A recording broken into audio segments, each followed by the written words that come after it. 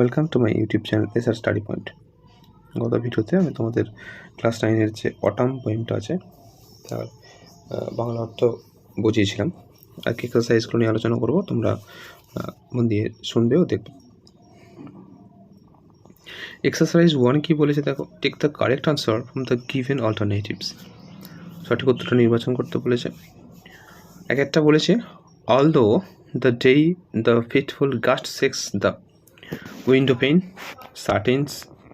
Curtains casement ডোর।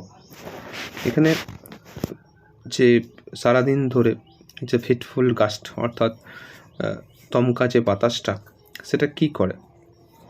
দমকা বাতাসটা নাড়ায়, কোনটাকে নাড়ায়? আমরা কবিতায় দেখেছি যে কোনটাকে নাড়াচ্ছিল, কেসমেন্টটা অর্থাৎ সেই জানলার কপাটগুলো বা গরাদ, যে জানলার গরাদগুলো সেগুলোকে। তাহলে আনসারটা হবে কেসমেন্ট। পরেরটা দেখো কি বলেছে, the poet love to see the shaking trick dance till the coming of dawn, end of night, end of afternoon, start of eve. কবি সেই জিনিসটাকে দেখতে ভালোবাসেন যেটা সেকিং ট্রিক অর্থাৎ হচ্ছে শাখা পোশাকাগুলো, ট্রিক মানে শাখা পোশাক বা ব্রাঞ্চেস মানে বলতে পারি, যখন সেগুলো বাতাসে যখন নড়ে বা কেঁপে ওঠে, কেঁপে নাচে, সেগুলোকে তিনি কখন দেখতে পান? আমরা দেখেছি যে সার্ট অফ ইভ অর্থাৎ যখন ইভিনিংটা, অর্থাৎ ইভিনিং যখন কেটে যায়, সার্ট অফ তখন। অর্থাৎ ইভ কথার অর্থ, ইভটা এসছে ইভিনিং। ইভিনিং মানে আমরা জানি যে সন্ধ্যা, এটাকে ইভ যে ফর্মটা আছে, ইভ কথার অর্থ কিন্তু সন্ধ্যা, এটা শর্ট ফর্ম ইভ। আনসার হবে সার্ট অফ ইভ। এটা দেখো, the sparrow sat on the কটেজরিক house top, mossy elm tree, casement. আমরা দেখেছি কোথায় বসেছিল, সেই স্প্যারো চড়ুই পাখিগুলো কটেজরিকে বসেছিল, অর্থাৎ এর দাগেরটা আনসার হবে। চারটা দেখো, the pigeon nestles round the cage cote branch hedge. পায়রাগুলো কী করছিল? চারিদিকে বাসা তৈরি করার জন্য বা বাসার চারপাশে ঘুরছিল। কোথায় সেটা?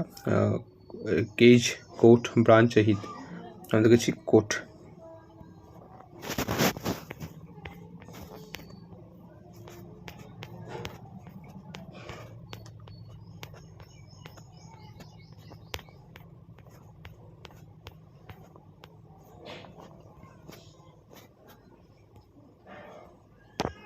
আনসারটা হবে কোট, অপশন ডি।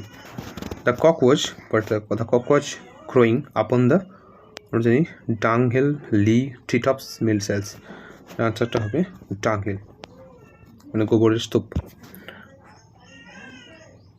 পাঁচেরটা দেখো কি বলেছে,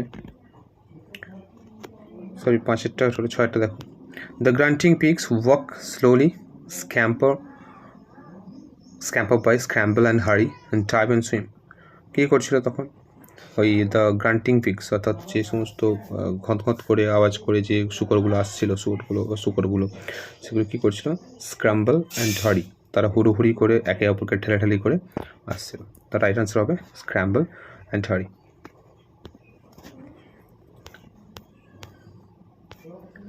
এক্সারসাইজ 2 দেখো, answer the following questions within 25 ওয়ার্ডস।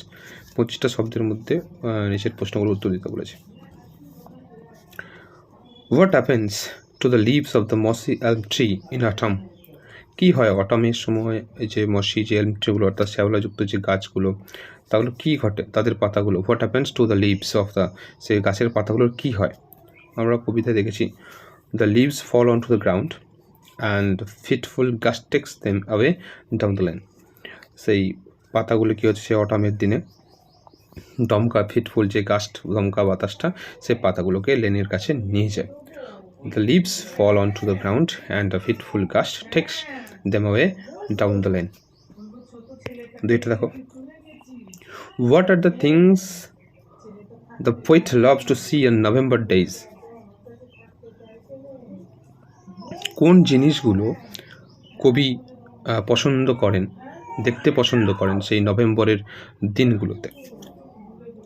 আমরা দেখেছি পোয়েট কী করছেন না, সেই ফিটফুল গাছটাকে এবং সেকিং টুইকটাকে এবং যে কটেজ থেকে বেরোনো যে স্মোকটা, আমরা দেখেছিলাম কটেজের স্মোক বলতে সেই ইংল্যান্ডে, যেহেতু ইংল্যান্ড একটা শীত প্রধান দেশ, সেখানে আমরা দেখি যে বাড়ির ভিতরে একটা ছোট্ট আগুন মানে ফায়ার করা হয়, আগুন দেওয়া হয় যেখানে রুমটাকে ওয়ার্ম করার জন্য, সেখানে তখনই কিন্তু ওই কটেজের দিক থেকে স্মোকটা বের হয়। আনসারটা হবে poet loves to see the fitful gust, the shaking twig and the cottage smoke.